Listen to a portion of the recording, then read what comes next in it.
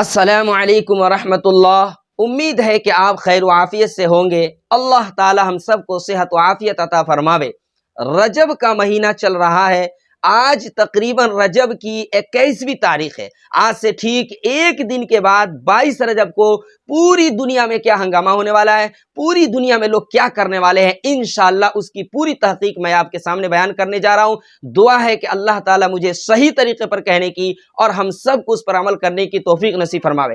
22 رجب کو لوگ کھیر پوڑی بناتے ہیں اور اس کھیر پوڑی کو ایک کنڈے میں رکھتے ہیں اور اس کنڈے کو سامنے رکھ کر کے حضرت امام جعفر صادق رحمۃ اللہ علیہ کے نام پر، جو بہت بڑے بزرگ گزرے ہیں، ان کے نام پر فاتحہ کرتے ہیں۔ اسی کو لوگوں نے 22 رجب کا کنڈا نام رکھا ہے اور وہ سمجھتے ہیں کہ 22 رجب کے کنڈا کرنے سے مرادیں پوری ہو جاتی ہیں، مشکلیں دور ہو جاتی ہیں، بھاری سے بھاری تکلیفیں ختم ہو جاتی ہیں۔ تو کیا واقعی میں 22 رجب کے کنڈا کرنے سے انسان کی مشکلیں دور ہو جاتی ہیں اور مرادیں پوری ہوتی ہیں؟ اگر حقیقت میں ہوتی ہے تو ہم بھی کریں گے، اور اگر واقعی میں نہیں ہوتی ہے، لوگوں نے افواہ مچایا ہے، تو ہم بھی اس پر بچیں گے اور انشاءاللہ ہر ایک کو بچانے کی کوشش کریں گے۔ تو آئیے 22 رجب کے کنڈے کی تحقیق ہم سمجھتے ہیں، لیکن 22 رجب کے کنڈے کو سمجھنے کے لیے اس سے پہلے لوگوں نے ایک کہانی گڑھی ہے، اس کہانی کے بارے میں سمجھنا پڑے گا۔ تو آئیے سب سے پہلے گڑھی ہوئی کہانی کو میں بتاتا ہوں کہ لوگ کہتے ہیں کہ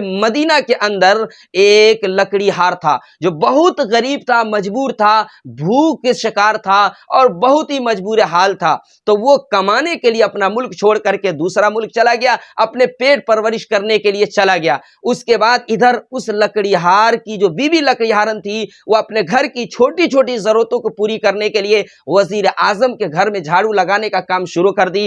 ایک مرتبہ وزیر اعظم کے گھر کے صحن میں جھاڑو لگا رہی تھی، اچانک اسی راستے سے حضرت امام جعفر صادق رحمۃ اللہ علیہ جو بہت بڑے بزرگ ہیں وہ گزر رہے تھے۔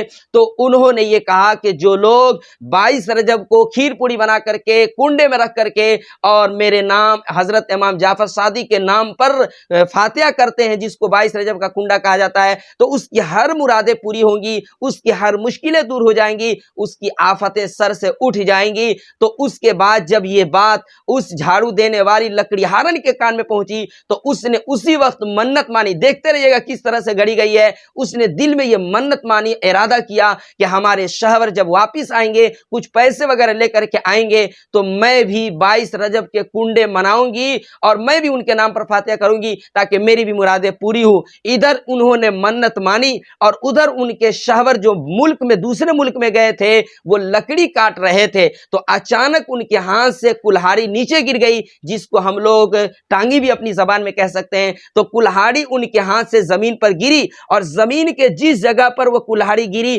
وہاں سے زمین کے مٹی ہٹ گئی اور نیچے میں ان کو کچھ خزانے ملے، اور وہ خزانہ لے کر کے مدینہ کے اندر واپس آئے اور آ کر کے بہت سارے بڑے محل بنائے، مکانات بنائے اور بہت عیش و عشرت کے ساتھ زندگی گزارنے لگے۔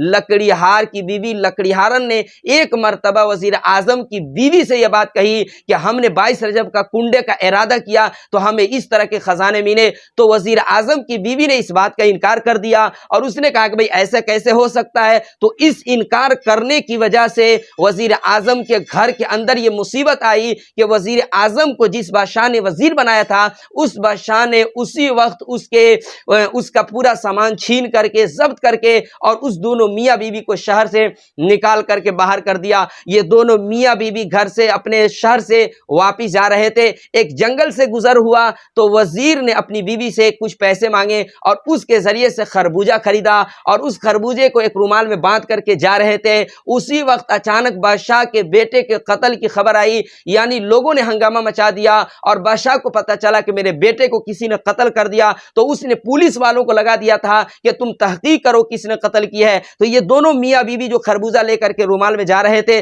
پولیس والوں نے شک و شبہات کی بنیاد پر ان کو بھی پکڑ لیا اور لے کر کے جب بادشاہ کے سامنے گئے، رومال کو کھولا گیا تو خربوزہ کے بجائے بادشاہ کے بیٹے کا سر خون سے لتھڑا ہوا ملا۔ دیکھتے رہے کتنی گڑی ہوئی کہانی ہے، خون سے لتھڑا ہوا ملا۔ تو تو بادشاہ نے یہ فتویٰ دیا، یعنی بادشاہ نے یہ حکم دیا کہ دیکھو صبح ہوتے ہی اس کو پھانسی دے دیا جائے۔